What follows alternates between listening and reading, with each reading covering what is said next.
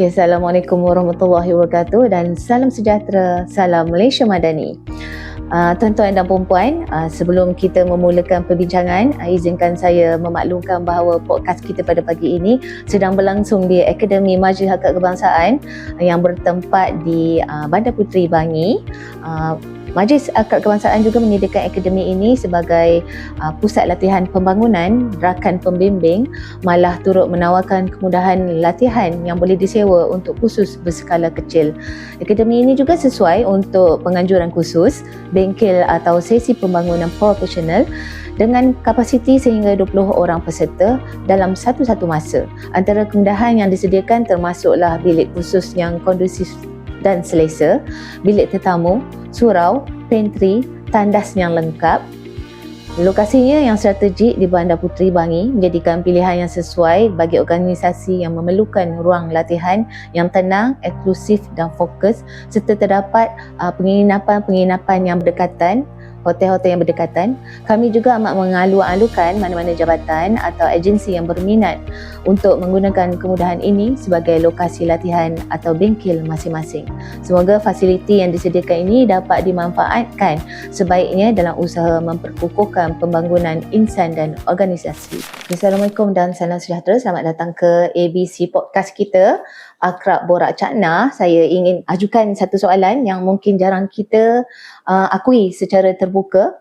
Okay, pernah tak kita tersenyum di hadapan orang tapi dalam hati kita sedang bergelut?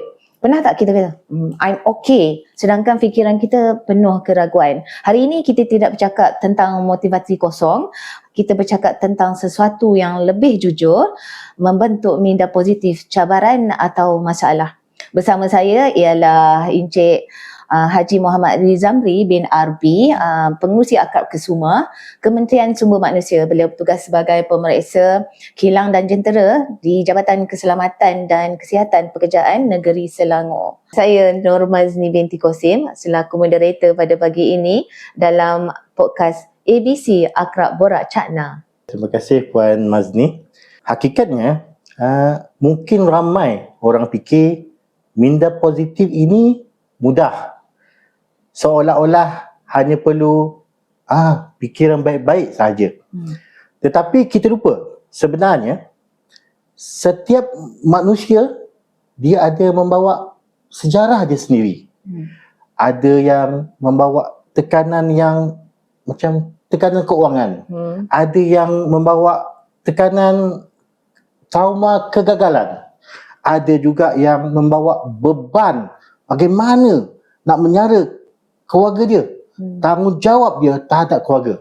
Jadi dalam keadaan begitu, sebenarnya untuk kekal positif itu bukan satu perkara yang kecil, tetapi ia adalah merupakan perjuangan dalaman yang tidak nampak di mata tetapi terasa di hati. Okey, nak tanya, kalau adakah senang nak bentukkan minda positif tu?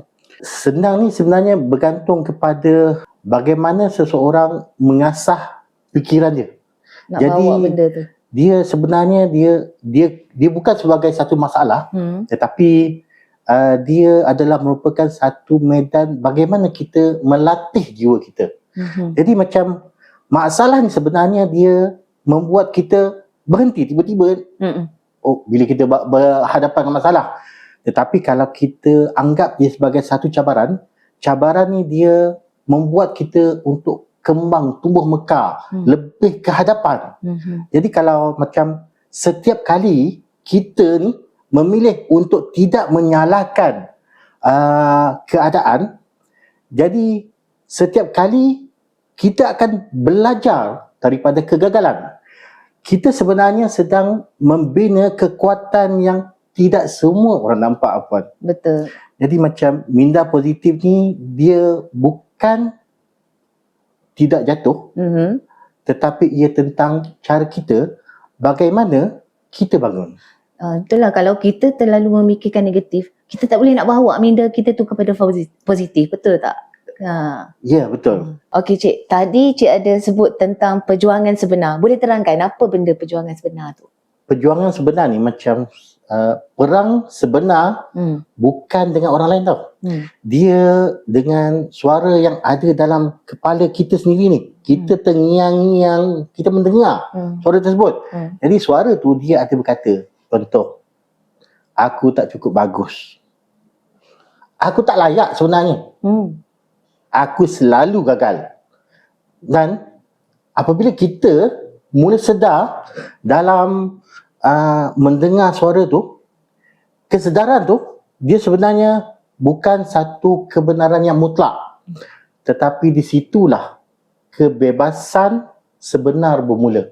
Baru kita dapat bebas daripada apa yang kita fikir tu. Jadi minda positif ni dia bermula apabila kita berhenti menghukum diri kita sendiri. Itu yang minda positif ni, membentuk satu minda positif. Dia sebenarnya kita free, membebaskan diri kita dulu. Lepas tu barulah kita boleh beranjak ke satu paradigma yang baru. Bukan senang benda tu tau. Ya, betul Puan. Okey, jika seseorang tu dia berada dalam peringkat yang rendah, apa yang perlu dia pegang kalau dia dah down sangat? Bila kita berada pada titik yang rendah ni, dia bermacam-macam suara yang kita dengar. Kata ada yang cakap, baik aku bunuh diri je. Ada yang cakap, susahnya nak menghadapi masalah ni. Jadi apa sebenarnya yang kita nak pegang ni? Jadi kita pegang pada satu hakikat ni. Keadaan hari ini sebenarnya bukan identiti kita. Kegagalan pula bukan nama kita. Kesilapan bukan nilai kita.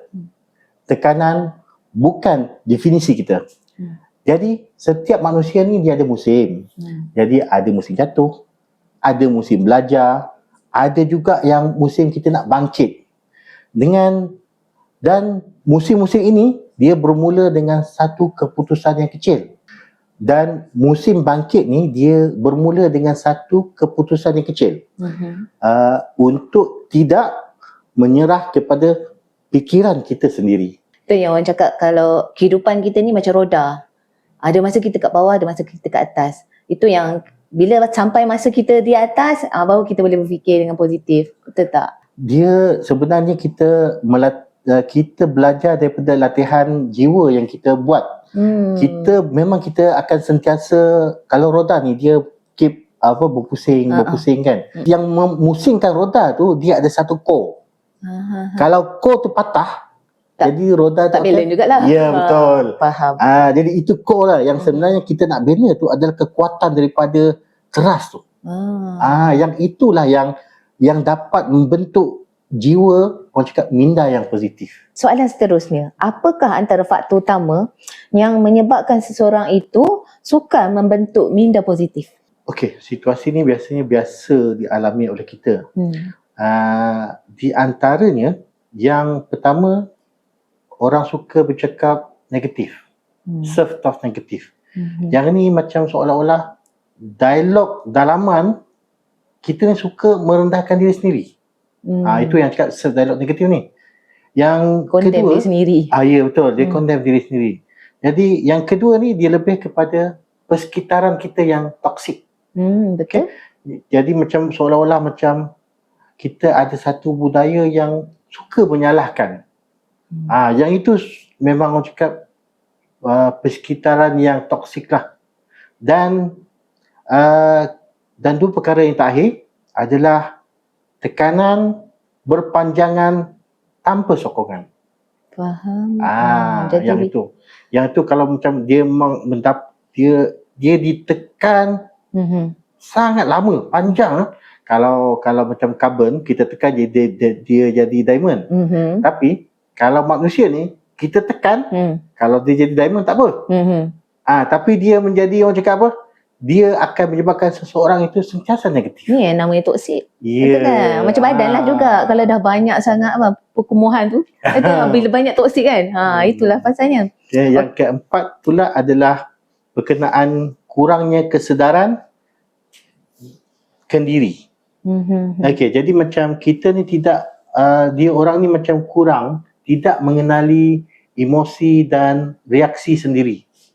kadang-kadang ni sebenarnya kita tak sedar tau bahawa minda negatif ni adalah menjadi satu kebiasaan. Sebab itulah latihan kesedaran dalaman,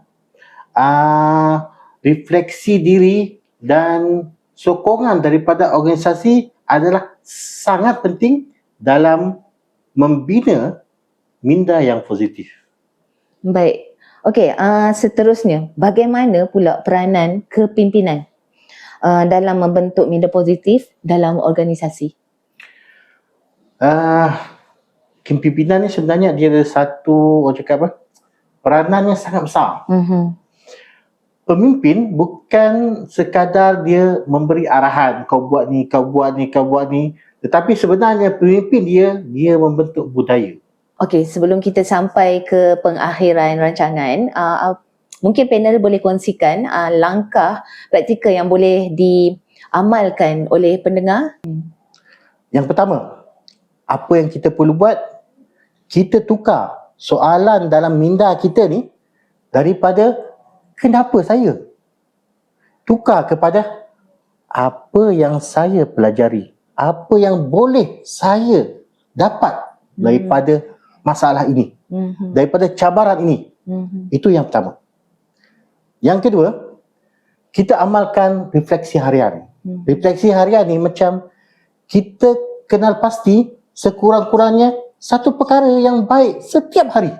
Dalam hari-hari kita ni, dalam tempoh 24 jam yang kita daripada bangun hingga kita tidur balik tu, tak akan ada satu perkara yang baik dalam hidup kita ni, dalam satu hari tu tak akan ada. Semua jahat Tak ada, baik pun tak ada. Maksudnya balance lah. Dia bukan macam tu. Dia macam kita refleksi diri ni, kita bila kita dalam satu hari tu kita dah ada rupanya perkara yang baik. Contoh, kita jalan dekat tepi kedai. Tengok ada seorang pengemis yang tengah tidur. Bagi duit. Kita bagi dia tengok, betapa mudahnya orang bagi sedekah kepada orang ni. Yang kita tengok tu refleksi kepada diri kita. Cakap, ada orang susah dan ada orang yang membantu. Jadi bagaimana kita nak ambil iktibar tersebut? Itu benda baik yang kita buat tanpa kita sedar sebenarnya. Ya, betul. Jadi yang ketiganya pula adalah kita sebenarnya kita cuba pilih persekitaran dengan persekitaran sokongan kita. Jadi macam sebenarnya kita ni dipengaruhi oleh orang di sekeliling kita. Jadi minda positif ni dia bukan berlaku secara automatik, tetapi ia dibina secara sedar dan konsisten. Jadi sebelum kita nak selesaikan program ini, kita minta panel kalau ada sebarang kata-kata ataupun mesej yang terakhir kepada pendengar. Jika hari ini anda rasa penat, ia bukan satu tanda anda lemah. Jika hari ini anda rasa goyah, ia bukan tanda anda gagal. Minda positif bukan tentang sentiasa tersenyum. Ia tentang berani berhadapan dengan kegelapan dan tetap memilih untuk mencari cahaya. Kita tak boleh mengawal sebenarnya semua yang berlaku kepada kita, tetapi kita sentiasa boleh memilih bagaimana kita membenarkan ia membentuk kita. Hidup mungkin menguji kita berkali-kali, tetapi minda yang kita bina menentukan sama ada ujian itu mematahkan kita atau membentuk kita. Minda positif bukan satu hadiah, tetapi ia satu keputusan, dan keputusan itu ada pada kita. Okey, cabaran memang akan sentiasa ada, tapi siapalah kita selepas cabaran tu, itulah yang menentukan masa depan kita. Maka inilah pesanan untuk semua pendengar di Akrab Borak Cak Nak.